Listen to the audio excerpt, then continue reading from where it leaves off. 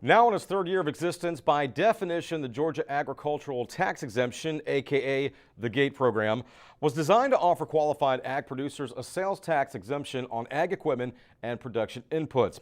The program, however, has its share of critics and has even been the target of various media outlets who have questioned its validity and its compliance by GATE card holders. Recently, the Monitor sat down with Georgia Department of Revenue Commissioner Lynne to get her thoughts on these reports and hear exactly how the department goes about making sure everyone is staying in compliance.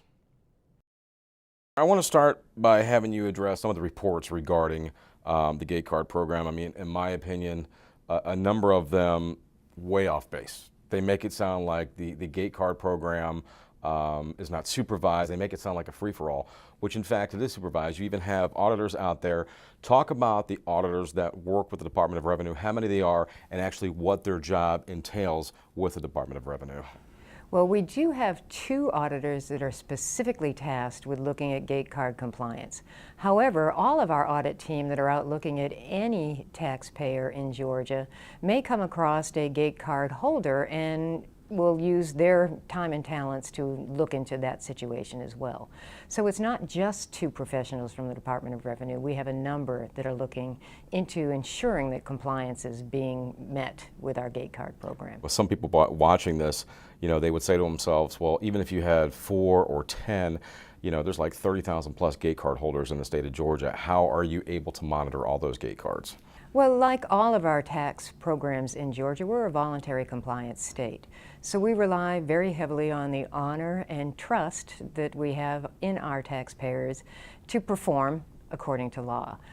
However, when we see evidence of problems in compliance, then that's where we will focus our auditors' attention. We hear anecdotal information from folks out in the industry, and when they share that information with us, that's where we'll focus our efforts. And when these auditors, Commissioner, are looking for infractions, I mean, are they looking for infractions specifically from the GATE card holders themselves?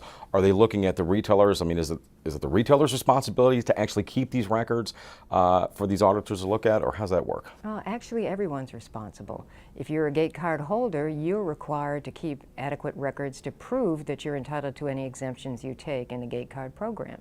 If you are a merchant and sell to someone, you're required to have that person provide a copy of their GATE card, and you are responsible for keeping records to ensure that anything you sell exempt from sales tax is eligible.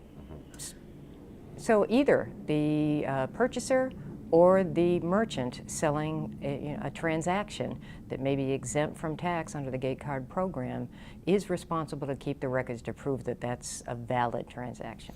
Right. Now, let's say hypothetically I'm a producer. I have a pretty good idea I'm going to get audited, okay?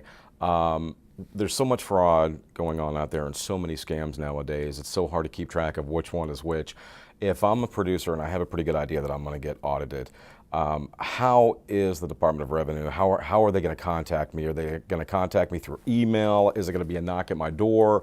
Is it a knock at my business? I mean, for the people watching this, to assure them that, this is actually us that's contacting you, what would you say to that? You'll receive a letter in the mail, and you'll receive in that letter contact information for personnel from the Department of Revenue.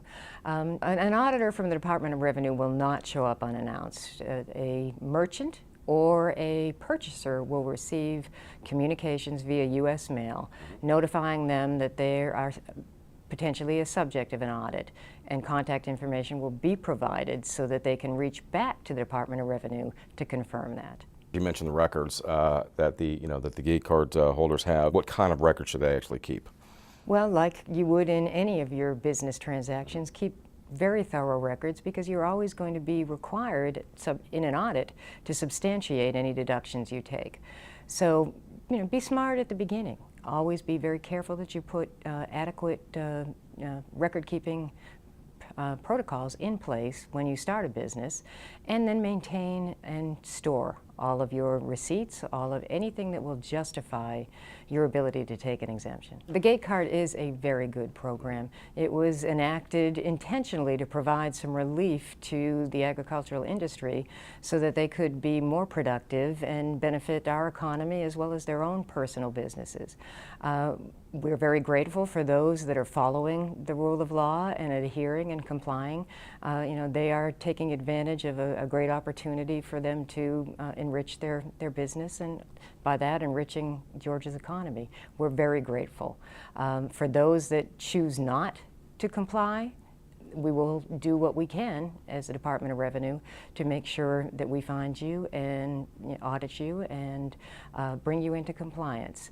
We don't want you to disrespect the other taxpayers in Georgia that do follow the law. Yeah, huge thanks to Commissioner Riley for taking the time to speak with us. Now, hopefully this answers any questions or concerns you may have about the GATE program. If not, you can find all the info you need by logging on to gfb.org/GATE. What qualifies as an exemption, that's there in detail. Any forms you may need, contact numbers, it's all there. Again, that is gfb.org/GATE.